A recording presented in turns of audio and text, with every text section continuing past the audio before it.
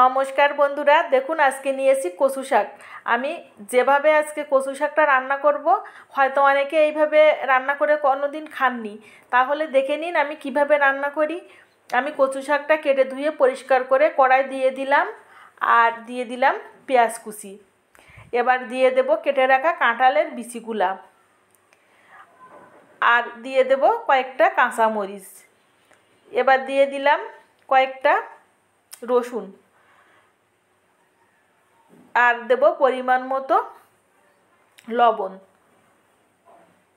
এবার দিয়ে দিলাম পরিমাণ মতো হলুদ, দিয়ে আমি ওর ভিতরে জলও দিয়ে দিয়েছি। এবার আমি ঢাকনা দিয়ে ঢেকে রাখবো সেদ্ধ হয়ে আসার জন্য। আমি ঢাকনাটা এবার খুলে নেব।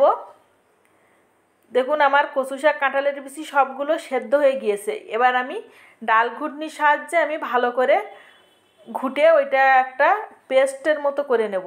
দেখুন আমার হয়ে গিয়েছে। আমি এবার কড়াইয়ে তেল গরম করে দিয়ে দিলাম শুকনো মরিচ। এবার দিয়ে দিলাম রসুনের কুচি। রসুন কুচিটা একটু ভাজা ভাজা হয়ে আসলে দিয়ে দিলাম তেজপাতা। এবার দিয়ে দেব পেঁয়াজ কুচি, দিয়ে আমি ভালো করে ভেজে নেব পেঁয়াজটা।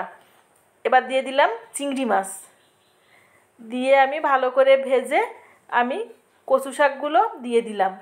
দিয়ে এবার ভালো করে নাড়াচাড়া করতে হবে, ওর সঙ্গে মিশিয়ে নিতে হবে, আর কিছুক্ষণ রান্না করে নেব।